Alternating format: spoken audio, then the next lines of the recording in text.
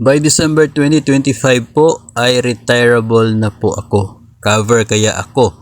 Baka mag-refund kung sakali makaka-avail. Ito po ay related sa teaching allowance na nabanggit po natin sa previous episodes. Yun pong 10,000 pesos na teaching allowance for teachers. So what if magre-retire ka na, no, on a certain school year tapos nabigyan ka? Ang sabi po doon sa IRR ng Republic Act 11997 or kabalikat sa pagtuturo, ang sabi po doon, mayroong prorated teaching allowance. Isa po sa mabibigyan ng prorated teaching allowance, those teachers who are expected to retire within the current school year. So, kung sa December 2025 yung expected mo na retirement at magsisimula ng June yung klase, so nag-retire ka na hindi pa tapos yung school year. So ayon po dito ay eligible ka pero para sa isang prorated teaching allowance. Hindi pa naman po natin malaman sa ngayon as to how much of the entire 10,000 ang matatanggap mo kasi hindi pa po kabilang dito sa IRR na ito yun pong bracket ng prorated na allowance.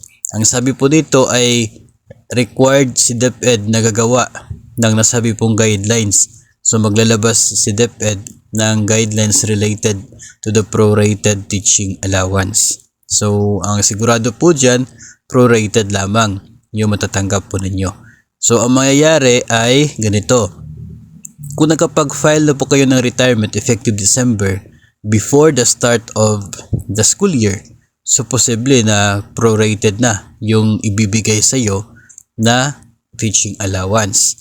Pero kung nabigay na nung start ng klase tapos saka ka pa nakapag-desisyon na mag-retire na, ang mangyayari ay kukolektahin, no? Parang magkakaroon ng cash return doon sa sobra na teaching allowance.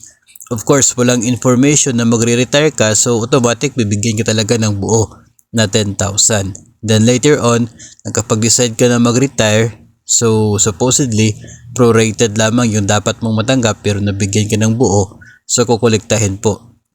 Makakaroon ng cash payment, cash return doon po sa sobra sa teaching allowance. So ganun po. So dapat po na alam po natin ito at expected natin na ganyan po yung mangyayari para hindi po tayo mabibigla if ever po, no, na upon retirement ninyo ay sisingilin kayo doon sa sobra ng teaching allowance.